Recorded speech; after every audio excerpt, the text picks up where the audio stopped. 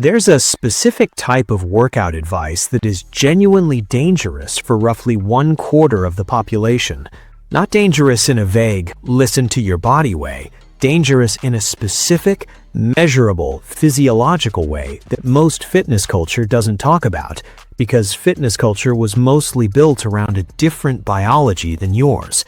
If you have type A blood, the standard prescription, push harder, go longer, more intensity, more output, may be doing the opposite of what you think it's doing. Not because you're weak, not because you need to try harder, because your internal stress response to intense exercise is measurably, biologically different. And the difference has consequences that compound over time, that look a lot like overtraining, hormonal dysregulation, and chronic inflammation. So let's actually look at the mechanism. Blood type is determined by antigens, protein and sugar structures on the surface of red blood cells. Most people learn this in high school biology and never think about it again, because the practical implications seem limited to transfusions. But the antigen differences on red blood cells aren't isolated to the cells themselves. They reflect broader biochemical differences that show up in the immune system, in digestive enzyme expression, in how the autonomic nervous system responds to physiological stress.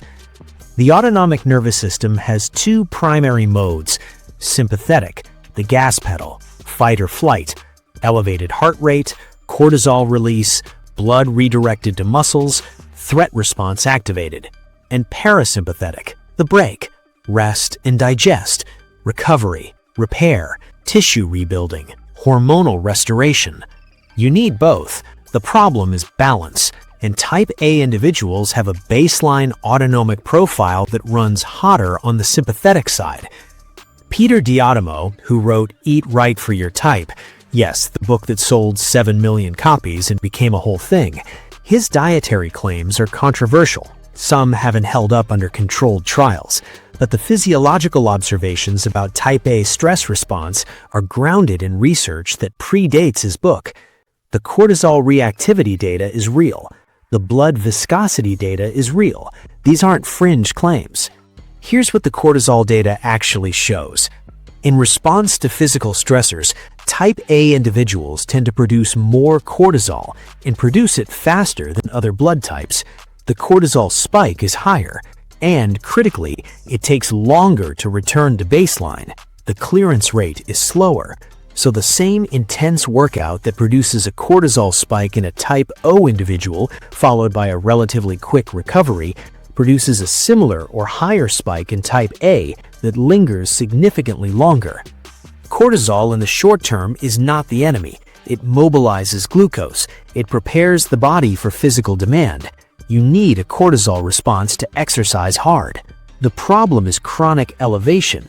When cortisol stays elevated for extended periods, the downstream effects accumulate: suppressed testosterone and estrogen production, impaired immune function, degraded sleep architecture, and increased visceral fat deposition.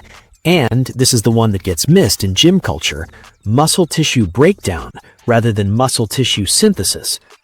High-intensity interval training, by design, pushes cortisol hard. That's partly the point. But if your clearance rate is slow, if your training hit 5 days a week, if each session's cortisol elevation hasn't fully resolved before you trigger the next spike, you're not in a recovery adaptation cycle anymore. You're in a chronic stress state that looks from the outside like dedication. Blood viscosity is the other piece, and it's underreported. Type A blood is measurably thicker than type O blood under certain physiological conditions. Type A individuals tend toward higher fibrinogen levels, a clotting protein, and show greater blood viscosity during periods of stress and inflammation. In a resting, low-stress state, the difference is relatively modest. Under intense physical exertion, the viscosity difference becomes more consequential.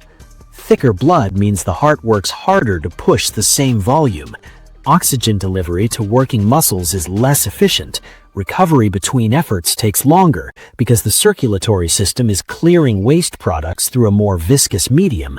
and the combination of elevated cortisol and increased blood viscosity during intense physical exercise creates a cardiovascular load that type A individuals carry differently. Type O, for contrast, has an autonomic profile that handles intensity differently: lower baseline sympathetic tone, faster cortisol clearance, lower fibrinogen levels, thinner blood viscosity under stress. Type O physiology rebounds from intensity faster.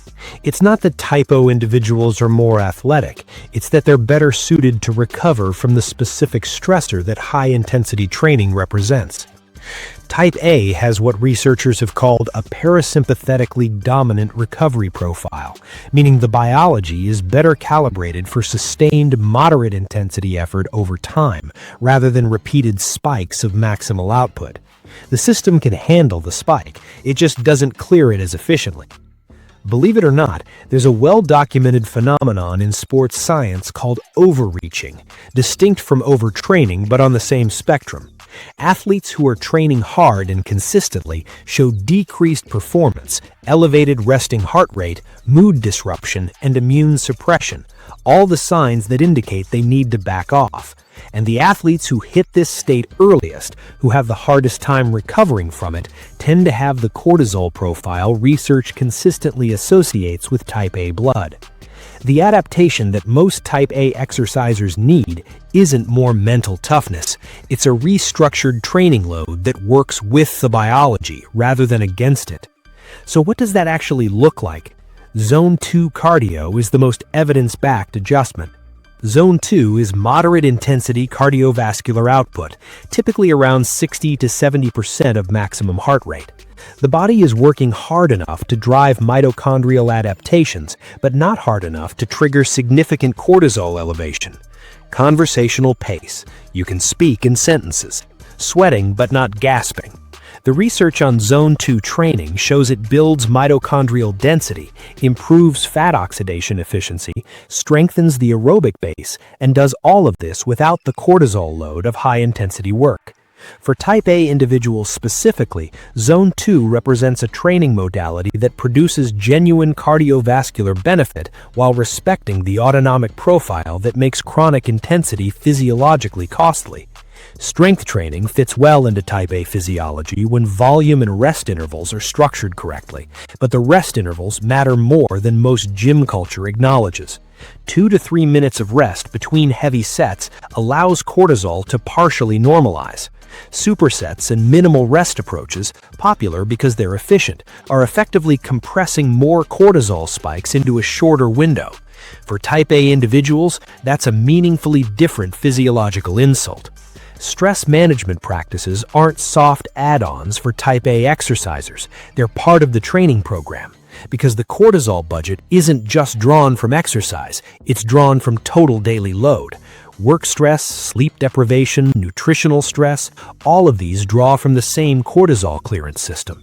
A type A individual under significant life stress who is also doing 4 HIIT sessions per week is running their sympathetic nervous system essentially continuously. The body has no recovery window, and without recovery, adaptation doesn't happen. Breakdown does.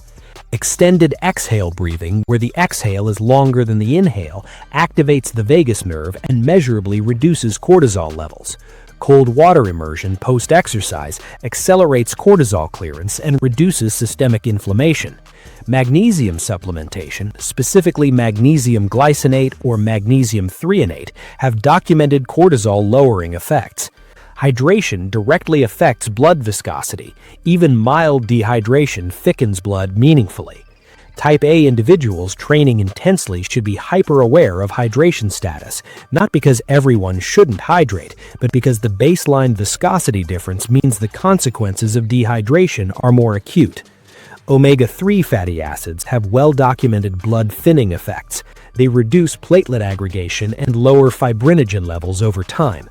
For type A individuals, consistent omega-3 intake is directly counteracting one of the physiological factors that makes intense exercise more costly for their biology. I want to say something about the psychological dimension of this, because I think this is where the real harm lives for a lot of type A people. The fitness culture most of us were raised on celebrates intensity. The early morning, the brutal sessions, the suffering is evidence of commitment, and type A individuals who tend to be conscientious, achievement-oriented, hard on themselves, internalize that culture deeply. So when they're not recovering well, when performance plateaus, when they feel chronically fatigued, when their hormones are off, they don't consider that the training modality might be biologically mismatched. They consider they're not trying hard enough. They push harder, and the physiological spiral. The reframe isn't that type A individuals should train less, it's that the definition of hard work needs to expand to include recovery as a performance output. Getting 8 to 9 hours of sleep isn't weakness, it's biology-appropriate training behavior. Doing Zone 2 instead of HIIT isn't taking the easy option, it's choosing the modality that produces adaptation without chronic inflammatory cost. Your biology isn't a disadvantage, it's a specification, and specifications require the right operating conditions. The research on type A cortisol reactivity and blood viscosity under stress isn't asking you to become a different kind of athlete. It's asking you to become a more precise one, to understand what your specific physiology responds to well, and to build a training approach around that reality, rather than around what works for a different biology.